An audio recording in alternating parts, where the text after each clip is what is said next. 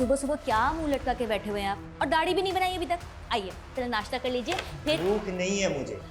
बिना खाए कहाँ जा रहे हैं आप? जानू में जा रहा हूँ। सुनिए तो।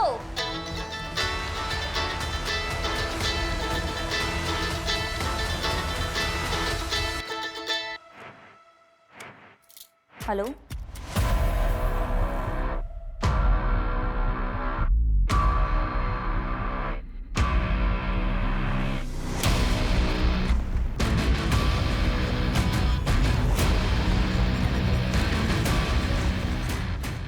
सर मैंने जतिन का बैंक अकाउंट चेक किया तो एक बात बड़ी अजीब लगी। एक लंबे समय से जतिन अपनी कंपनी का पैसा इस तरह के कई अकाउंट्स में भेज रहा है जो उसकी कंपनी से बिल्कुल भी कनेक्टेड नहीं है। हालांकि सारे ट्रांजैक्शन छोटे छोटे थे, लेकिन ओवर द टाइम ये अमाउंट बड़ा बन चुका था सर। और पहला ट्रांजैक्शन तब हुआ था जब जतिन पे मोलेस्टेशन के चार्जेस लगे हुए थे। किसका अकाउंट है? किसी शीतल देवी के नाम से अकाउंट है। उम्र लगभग 75 साल। 75 साल? हो सकता है इन बूढ़ी औरत के नाम से फेक अकाउंट खोला गया जिसमें जमा किया गया पैसा गलत एक्टिविटी में इस्तेमाल होता। सूरज एक काम करो, शीतल देवी के अकाउंट की डिटेल्स निकालो। सर, निवेदिता और उसके बॉयफ्रेंड के बारे में एक इंपॉर्टेंट बात पता चली। क्या? सर, ये दोनों 9 महीने पहले जबलपुर में थे और जबलपुर में निवेदिता पर कई लोगों को पिरामिड स्कीम में फंसा के पैसे गबन करने का इल्जाम है। तो क्या निवेदिता ने जतिन पर मोलेस्टेशन का झूठा चार्ज लगाया था? अगर ऐसा है तो निवेदिता के सुसाइड करने की असली वजह क्या होगी?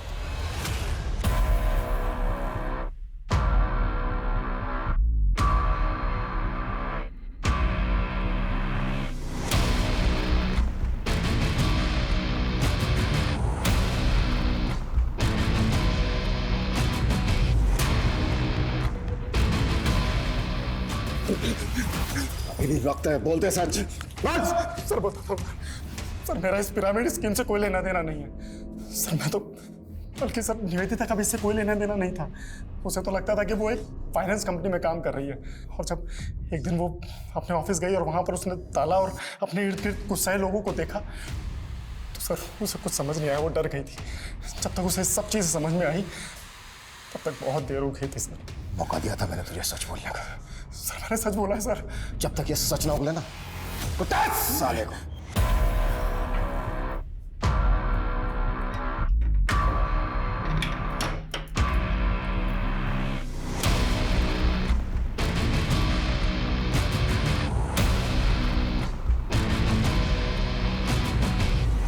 आनंद, तुमने मुझे डरा दिया था। यहाँ क्यों सो रहे? खाना भी नहीं खाया तुमने? तुम्हारा ही इंतजार कर रहा था। बहुत लेट कर दिया आज। वो आज काम थोड़ा ज़्यादा था। I am sorry. सब मेरी गलती है। अगर मैंने उन चीटर्स के साथ में पार्टनरशिप नहीं की होती तो शायद आज मेरा ये। आनंद, दिल छोटा मत करो, सब ठीक हो जाएगा। मैं हूं ना तुम्हारे साथ। तुम फिर से कर पाओगे, मुझे पता है। मुझे नहीं लगता कि मैं वो सब फिर से दोहरा पाऊंगा।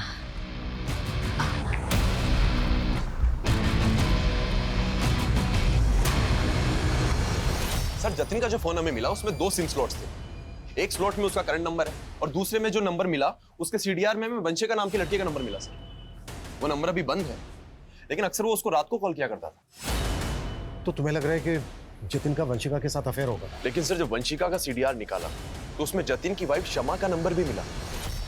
आपने हमें यह भी नहीं बताया कि जतिन दूसरा फोन नंबर भी इस्तेमाल करता था। कौन सा नंबर सर? जो उनके दूसरे नंबर के बारे में कुछ भी नहीं पता। वंशिका के बारे में तो पता होगा। आप कॉल भी करती थी उसे? वंशिका? हाँ, जतिन की एक दोस्त थी। जतिन ने ही कभी मेरे फ़ोन से कॉल किया होगा उसे। जतिन की मौत के बाद वंशिका मिलने आई आपसे? कॉल किया उसने आपको? तो फिर ऐसी कैसी दोस्ती थी? और अब तो फ़ोन भी बंद है उसका। सर मुझे इसके बारे में कुछ भी नहीं पता। ज़रूरत पड़ी तो दोबारा मिलेंगे।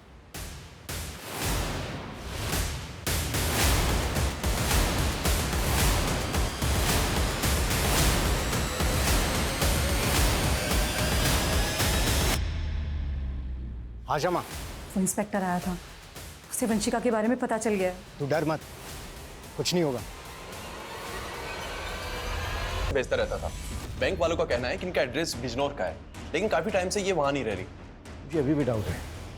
किस अकाउंट को शीतल देवी ऑपरेट कर रही है या फिर कोई और? सर मैं बाकी डिटेल्स निकलवाता हूँ। सर वंशिका आपसे खुद मिलने आई है। सर आप लोग मेरे पुराने एड्रेस पे गए थे। मेरे एक नेबर से पता चला कि आप लोग मुझे ढूंढ रहे हैं, इसलिए मैं यहाँ पे। आपने अचानक अपना घर बदल लिया, फोन नंबर भी बंद कर दिया, क्यों ऐसा? मैं वहाँ से जाना नहीं चाहती थी, मुझे मजबूर किया गया। किसने मजबूर किया? जतिन के साथ क्या रिश्ता था तुम्हारा? इतने कॉल्स क्यों होते थे तुम दोनों के बीच? सर मैं जतिन को लाइक करने लगी थी, लेकिन वो मेरी मजबूरी का फायदा उठाकर मेरा शोषण कर रहा था। जतिन एक बॉम्ब ब्लास्ट में इन्वॉल्व था। इस गलतफहमी में मत रहना कि तुम्हारी कोई भी कहानी चल जाएगी। नहीं सर मैं सच बोल रही हूँ। सर मैंने कुछ नहीं किया, इस बारे में मैं कुछ नहीं जानती। सर जतिन ने मेरा वीडियो बनाया और मुझे तब तक इस्तेमाल किया जब तक वो मुझसे बोर नहीं हो गया। और सर मैंने कोशिश भी की थी पुलिस में कंप्लेंट करवाने की, लेकिन उसकी बीवी और साला दोनों मेरे पीछे पड़ गए थे। सर पहले मुझसे मेरा पति छीना और अब कोर्ट में उसके खिलाफ जाकर मुझसे मेरी इज्जत छीनना चाहती है। देखिए आप लोग। एक लड़की, जो कुछ हुआ उसे भूल जा। मैं खुद पुलिस हूँ, केस करने से कोई फायदा नहीं होगा। सर मैं बहुत डर गई थी, इसलिए मैंने वो जगह ही छोड़ दी और अपना नंबर बंद करके मैं दिल्ली चली गई। फिलहाल तुम जा सकती हो, जरूरत पड़ी तो फिर बुलाएंगे।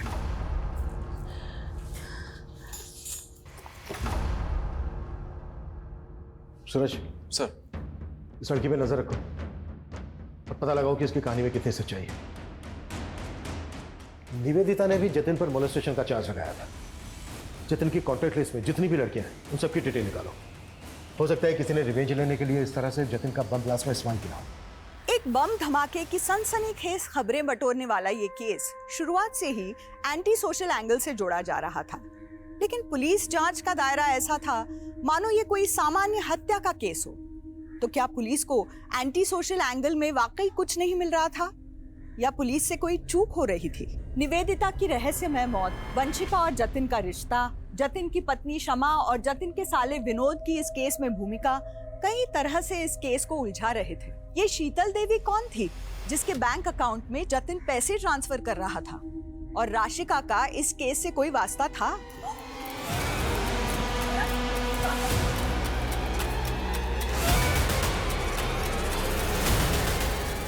आखिर राशिका का कत्ल किसने और किस मकसद से किया था? इस केस के कई और भी राज थे जो अभी तक बेपर्दा होने बाकी थे।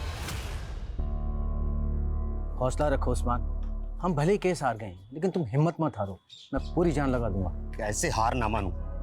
मैं उस्मान हूं तो मैं झूठा हो गया? हर बार हमारी जमात के साथ नाइंसाफी होती है मेरी। उस्मान भाई देखो, मैंने तुम्हारा केस पूरी तरीके से पक्का बनाने की कोशिश की थी, लेकिन क्या पक्का केस?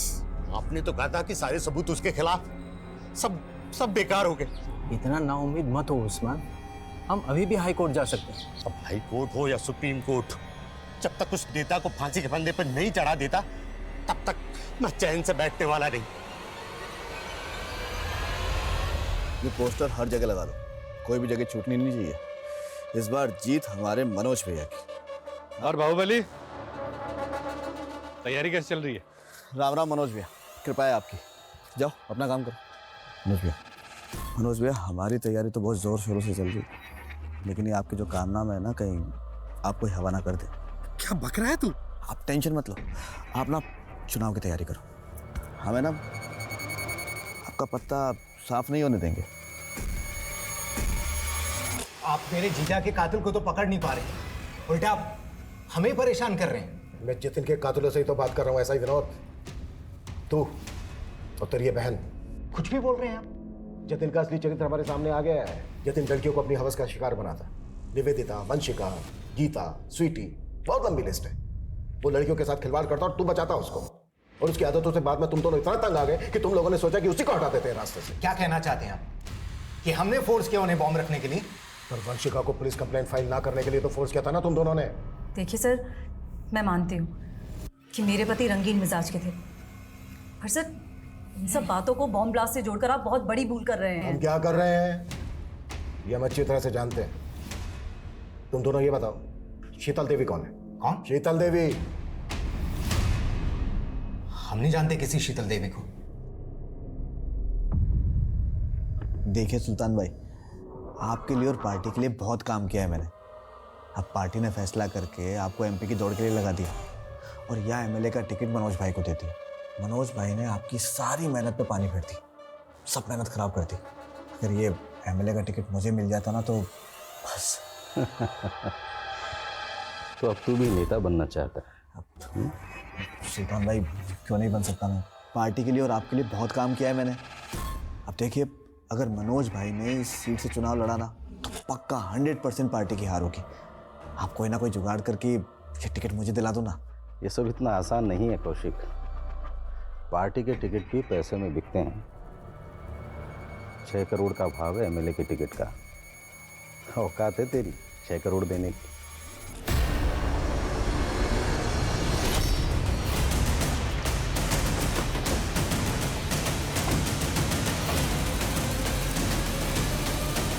चाहता था और आमिर का मर्डर इसलिए हुआ क्योंकि वो अपनी जमात के लिए एक राजनीतिक संगठन बना रहा था। उसका हत्यारा आने वाला चुनाव लड़ रहा है। उस्मान उसे अंदर करवाना चाहता था और इस पूरे कांड में एक पुलिस वाला उसे घुमा रहा था। मुझे शक है कि इस पुलिस वाले की बात कर रहे हैं आप? एसआई मंगल। तुम उस्मान मर्डर केस में एक फेलो ऑफिसर पे शक कर रहे हो? सर, शक करने की वजह और भी बड़ी है। हो सकता है कि एसआई मंगल का जतिन के केस से भी कोई कनेक्शन हो। व्हाट? जी सर, निवेदिता का एसआई मंगल के साथ में कनेक्शन था। जब निवेदिता का साथ एसआई विनोद ने नहीं दिया तो वो एसआई मंगल के पास चली गई और उस्मान के बेटे की मौत की जांच भी एसआई मंगल ही कर रहे थे। सर, एक और बात, ये राशि का है।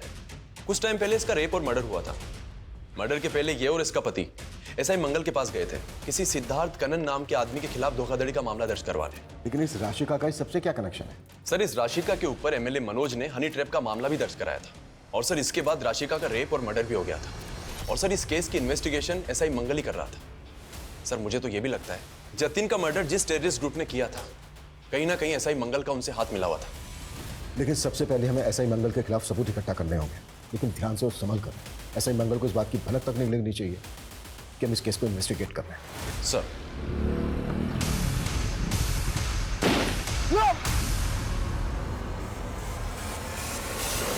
सर मैं एसआई मंगल को इन्वेस्टिगेट कर रहा था तो मुझे शीतल देवी के साथ उसका कनेक्शन मिला। एसआई मंगल का शीतल देवी के साथ कनेक्शन? जी सर, एसआई मंगल के साथ में एक अनुज नाम का कांस्टेबल काम किया करता था। शीतल देवी उसी अनुज की नानी है जिसके अकाउंट में जतिन पैसे भेजा करता था। सर, आप एक ईमानदार ऑफिसर पर ऐसे संगीन आरोप नहीं लगा सकते हैं। सर, मेरा उस ब्लास्ट से कोई लेना देना नहीं है। तेरे साथ काम करने वाले कांस्टेबल अनुज से मिले शीतल देवी जिसकी नानी है। वो अपनी नौकरी और इज्जत बचाने के लिए सरकारी गवाह बनने के लिए तैयार हो गया है और उसकी नानी भी गवाही देंगी कि उनके अकाउंट को तू। सर, मैं सच कह रहा हूँ सर, मेरा उस ब्लास्ट से कोई लेना देना नहीं है सर। सर, मैं सिर्फ और सिर्फ एक कठपुतली था सर। मुझ पर प्रेशर था 1 करोड़ रुपए इकट्ठा करने का, वरना मेरी जान चली जाती सर। साफ साफ बोल। सर, जब निवेदिता मुझसे हेल्प मांगने के लिए आई तो उसने मुझे एक वीडियो दिखाया। उस वीडियो में जतिन और निवेदिता बिस्तर पर साथ थे। मुझे लगा कि वो वीडियो एक बहुत अच्छा साधन हो सकता है जतिन से पैसे उगाही करने का। उस बेसहारा लड़की को तूने इतना अब्यूज किया कि खुदकुशी कर ली उसने। राशिका और उस्मान को भी तू नहीं, और वो जतिन उसको भी बम ब्लास्ट में तू नहीं सर। सर, मैं सिर्फ और सिर्फ एक कठपुतली था सर। तो कठपुतली ये बोल, तेरी डोर किसके हाथ में है?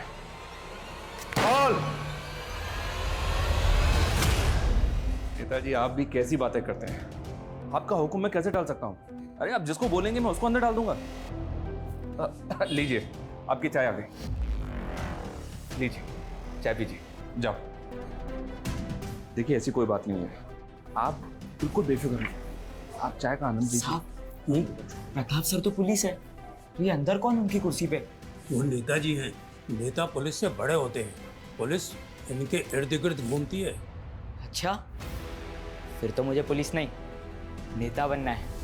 हमारे विधानसभा क्षेत्र में इतना प्रचार प्रसार करो कि सभी के जुबान पर सिर्फ हमारा नाम होना चाहिए। कौशिक भैया जिंदाबाद! कौशिक भैया जिंदाबाद!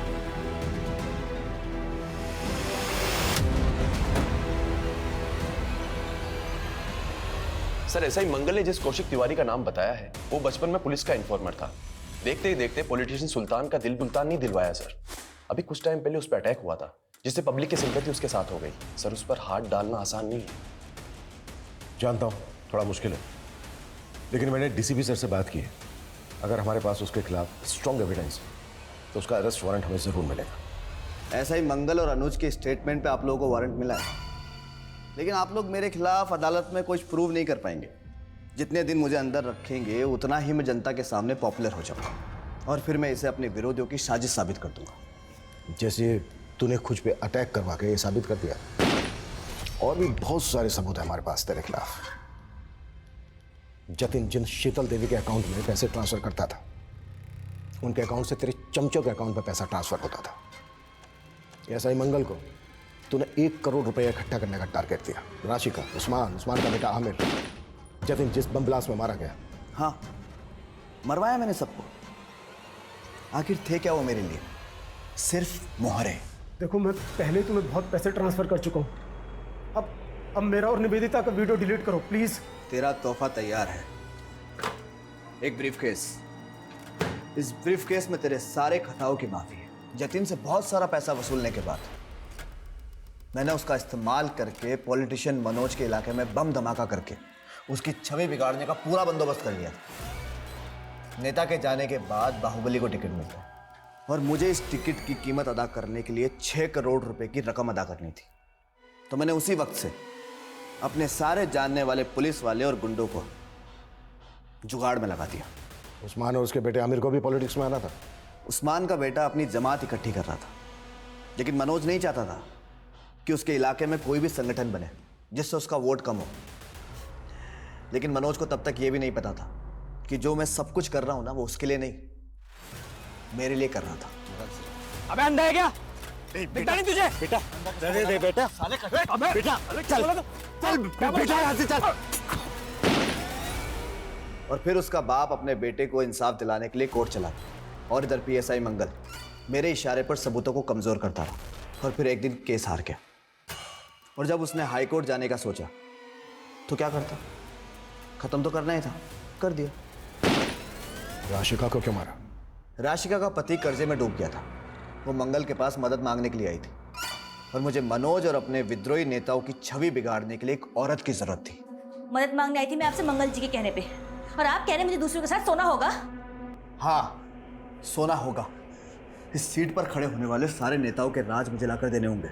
मैं अपने खिलाफ कोई भी कमजोर कड़ी जिंदा नहीं छोड़ना चाहता था, इसलिए राशिका को भी मार दिया।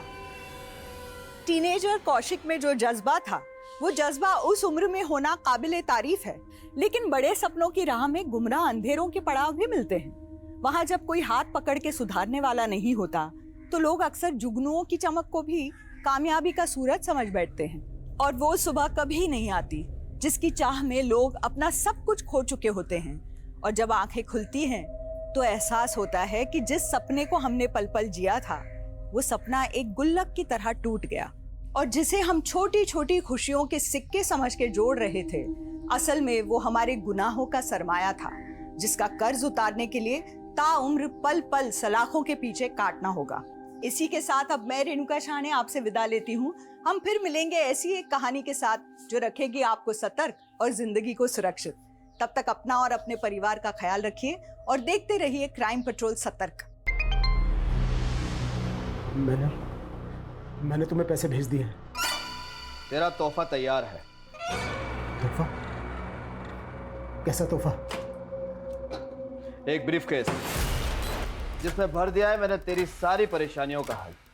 इस ब्रीफकेस में तेरे सारे खताओं की माफी, तेरी और तेरे परिवार की जान बची रहे, इसलिए तुझे बहुत सारी लाशें बिछानी है। क्या बोल रहे हो तुम? तेरी गाड़ी में रखा है तेरा तोहफा। मेरी गाड़ी में? क्या रखा है मेरी गाड़ी में? देखो तुम हर बार ये नहीं कर सकते। देखो मेरी हिम्मत जवाब दे चुके हैं, तुम बार बार मेरे साथ ये नहीं कर सकते। मैं पता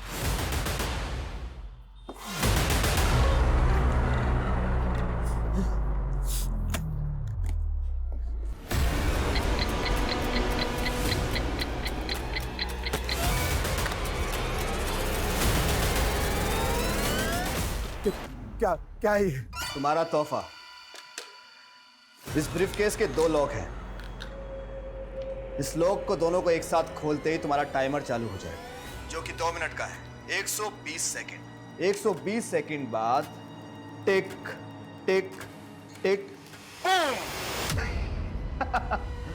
और अगर तुमने इस बॉम्ब को यानी कि इस ब्रीफ केस को 2 मिनट के अंदर बंद कर दी तो टाइमर भी बंद हो जाएगा। देखो तुम पहले तुम मेरी बात सुनो। जल्दी से जाकर इस ब्रीफ केस को किसी भीड़ भाड़ वाले इलाके में रख दो, वरना देखो कुछ देर तक जो कुछ भी काम मैंने किया है, लेकिन प्लीज मैं ये नहीं कर पाऊंगा, बिल्कुल नहीं। नहीं करेगा तो तेरी खूबसूरत बीवी और कमसिन बेटी का क्या हाल होगा। 5 घंटे, सिर्फ 5 घंटे हैं तेरे पास। अगर 5 बजे तक धमाके की खबर नहीं मिली तो वरना। Hello hello hello.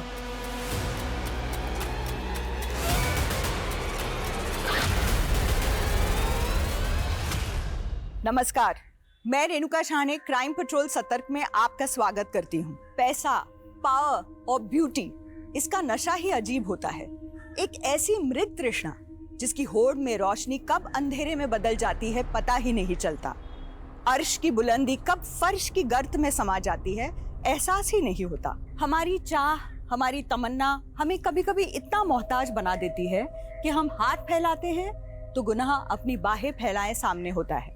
फिर हम सोचते नहीं, चुन लेते हैं तबाही, और गुनाह की आग में एक परवाने की तरह झुलस जाते हैं, मिट जाते हैं, मिटा देते हैं। इस केस में भी ऐसा ही हुआ। ये एक ऐसी घातक व्यथा है जिसका एक काला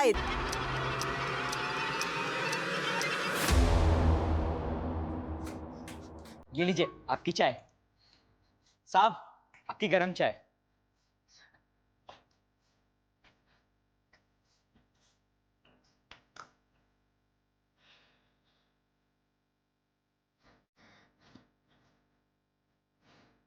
ये क्या हो रहा है?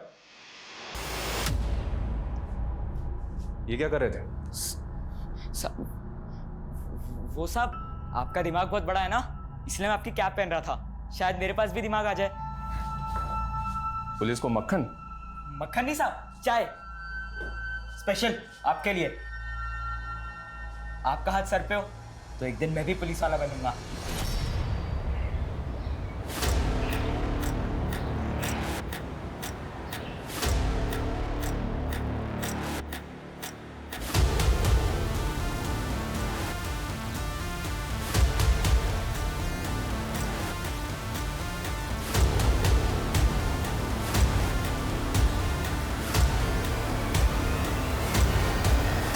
इस ब्रीफकेस के 2 लॉक हैं। इस लॉक को दोनों को एक साथ खोलते ही तुम्हारा टाइमर चालू हो जाएगा।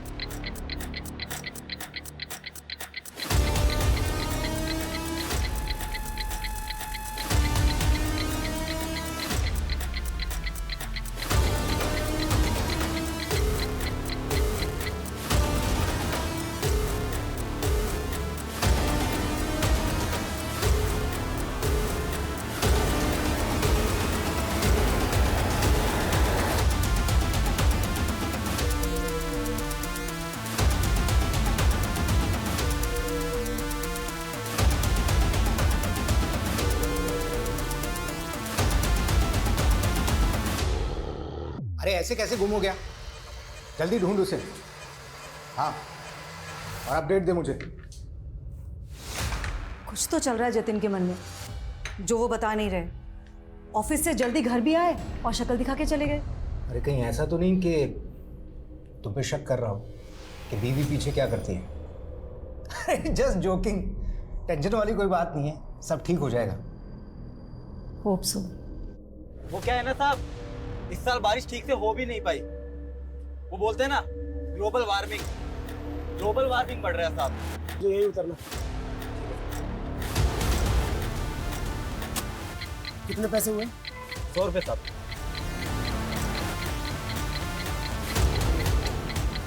ये रखो। अरे साहब,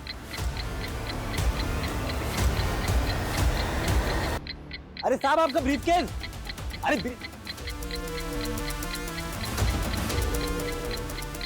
अरे साहब आपका ब्रीफकेस तो लेके जाओ। अरे साहब, देख के कौन चल सके के? सॉरी आप अजीब आदमी हो। इतना महंगा ब्रीफ केस आपने ऑटो में छोड़ दिया, इसमें कुछ गड़बड़ तो नहीं? अरे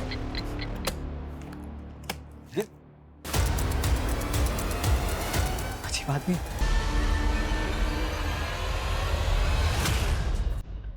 कहीं ऐसा तो नहीं कि मन्ना ने आपको रिश्वत दी और आपने उसे निकलने दिया? ये आप क्या बोल रहे हैं सर? मेरे पास तो सिर्फ डंडा था। मन्ना तमंचा रखता है साहब, वो मुझे शूट भी कर सकता था। मैं तो बहुत डर गया था साहब।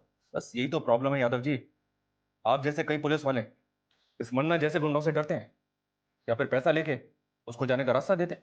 हम पुलिस इधर वहां खड़े खड़े हमारी बातें सुन रहे हैं? हाँ, चाय दे और निकल यहां से।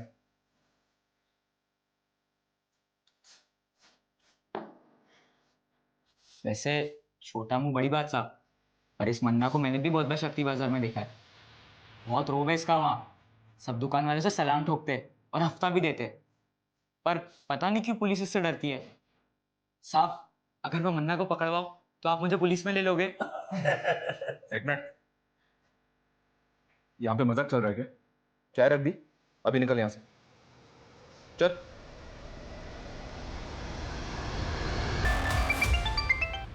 क्या रे, ये धमाके की ब्रेकिंग न्यूज की खबर दिखी नहीं मुझे अभी तक। मैं बेकसूर लोगों को नहीं मार सकता। मैं क्या मैं कलानगर थाने के सामने खड़ा है तो बड़ा चौड़ा हो रहा है तू। सुबह से मेरा शूटर तेरा पीछा कर रहा है।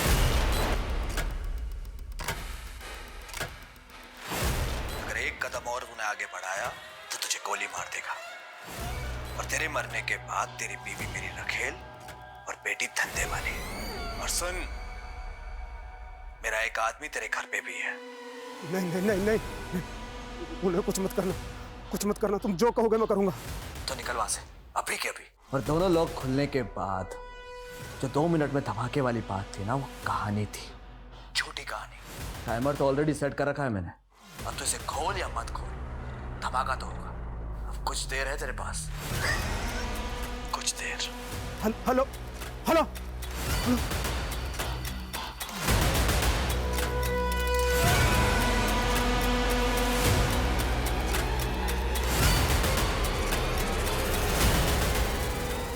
रुक, कहाँ भाग रहा है सामान रख के? क्या इसमें? कुछ नहीं है। अरे रुक, चल बता मेरे को क्या इसमें। सर इसके पास मत जाइए, सर इसके पास मत जाइए। सर इसमें बम है, आप लोग दूर रहिए, इसमें बम है। पीछे हट जाइए, ये किसी भी टाइम फट जाएगा। पीछे हट जाइए। अरे रुक, क्या तमाशा ये? सर प्लीज गोली मत चलाना। ये कभी भी फट जाएगा, इसमें बम है। क्या हो रहा है ये? सर आप दूर हटिए, इसमें बम है। पीछे हटो सब पीछे हटो। कौन है तू? किसके लिए काम करता है? किसने भेजा तुझे यहाँ? सर मैं किसी के लिए काम नहीं करता। मेरा नाम जतिन शेखावत है, मैं एक बिजनेसमैन हूँ सर। सर मुझे फंसाया जा रहा है सर। कौन फंसा रहा है तुझे? देख, कोई भी कहानी बनाने की जरूरत नहीं है, तेरी बातों में नहीं फंसने वाले हम। ये बता, अब तक कितने ब्लास्ट किए तूने?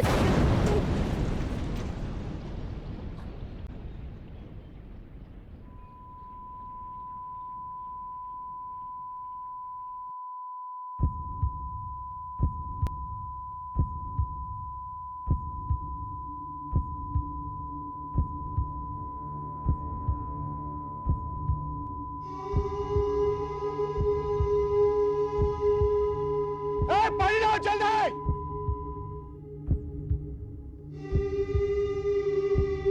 तो अपने मजबूर होने की कहानी सुनाने लगा? हाँ सर, ये आदमी बार बार बोले जा रहा था कि मैं बेकसूर हूँ और सूटकेस में बॉम्ब है। ये आदमी अपने आप को एक बिजनेसमैन कह रहा था। इस आदमी की हमें डिटेल्स निकालनी होगी और ये भी पता लगाना होगा कि किस वक्त ससेज ने हमारे थाने के बाहर ब्लास्ट किया। अगर सीसीटीवी फुटेज के हिसाब से देखें तो ये आदमी कालानगर पुलिस स्टेशन में अभी एक भीषण बॉम्ब ब्लास्ट हुआ है। हमारे सूत्रों से पता चला है कि बॉम्ब एक बिजनेसमैन जतिन शेखावत ने यहाँ प्लान किया था, जो कि इसी बॉम्ब ब्लास्ट में मारा गया है। पुलिस को जतिन के टेररिस्ट ऑर्गेनाइजेशन से जुड़े होने का भी अंदेशा है।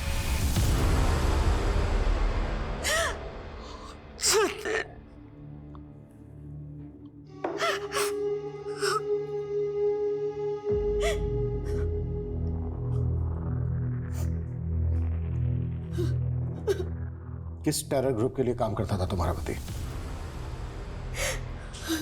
सर क्या बोल रहे हैं आप? मेरे जीजाजी एक रेप्यूटेड बिजनेसमैन थे। जरूर उनको किसी ने फंसाने की कोशिश की। बॉम्ब लेकर आया था वो यहाँ। देखो हमसे कुछ भी छुपाया ना तो। सर मैं खुद एक पुलिस वाला हूँ, यकीन मानिए हम कुछ नहीं छुपा रहे हैं। तो यहाँ बॉम्ब लेकर क्यों आया था? बस इसे बदनाम मत कीजिए मेरे पति को। वो तो पहले से ही बहुत परेशान लग रहे थे।